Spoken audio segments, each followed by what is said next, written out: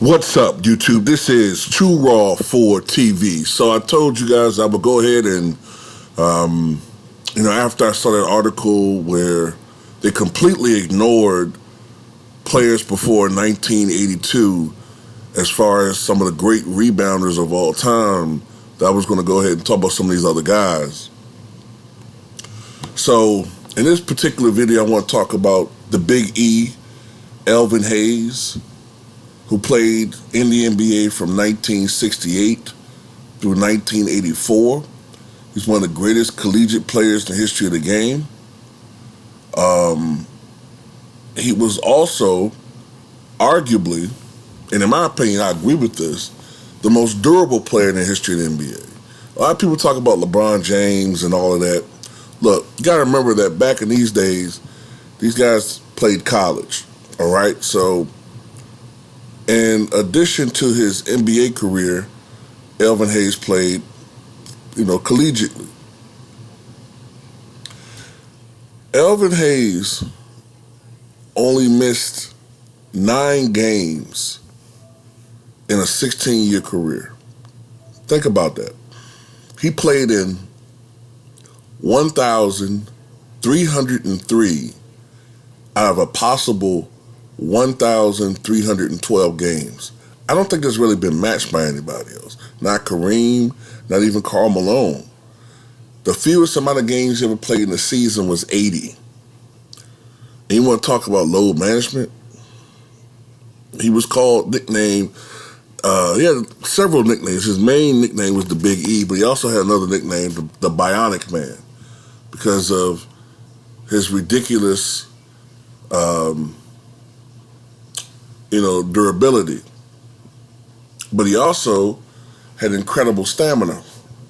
All right, this is the guy that regularly led the NBA in minutes played.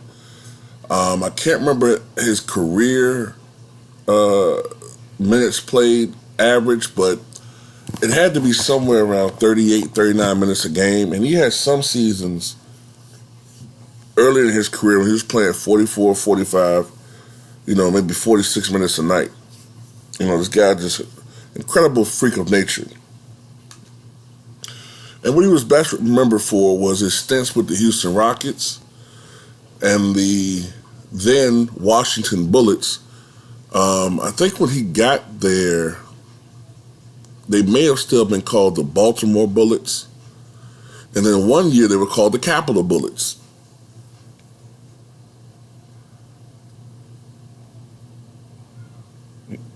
But then of course they changed their name to the Washington Bullets, which they remained until the 1997-98 season when they became the Washington Wizards.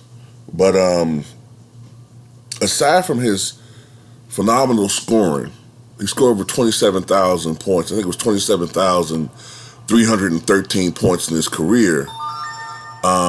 He was a great defender. He had a tremendous turnaround jumper that was pretty much his signature shot. But yeah, aside from being a tremendous defender, he was also a tremendous rebounder. He rebounded at a rate that most players did not match during his era, all right? He's the only player, other than Bill Russell, to lead the league in rebounding during the Wilt Chamberlain era, all right? Although I have to say, that season Wilt Chamberlain was injured, all right? 69-70 season. But still, that's a remarkable feat. Elvin Hayes that year averaged 16.9 rebounds per game, and that's not his highest rebounding rate. His highest rebounding rate came the other season that he led the league in rebounding, the 73-74 season, when he averaged a remarkable 18.1 rebounds per game. For his career, he had 16,279 boards. And for his career, he averaged 12.5 rebounds per game. As far as career 20 rebound games go, he had a phenomenal 157 career games of 20 rebounds or more, just one shy of the remarkable Dennis Rodman. So, just want to go ahead and do a video to the Big E, Elvin Hayes. Of course, phenomenal scorer, very popular with fans, not so popular with his teammates at times and those who followed the sport. He was a bit of a jerk. Some people felt he was a bit of a jerk. But, you know, fans loved him. And, of course, he contributed to the Bullets/Wizards only championship team, 1977-78. And it was during his tenure with the team that they had their only time in the finals. I think a lot of people forget that the Bullets went to the finals, I believe it was 4 times. Let me think about that.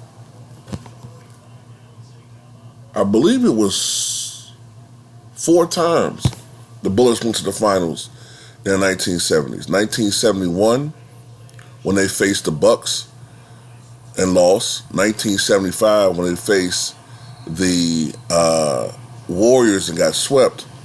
1978, when they won it all.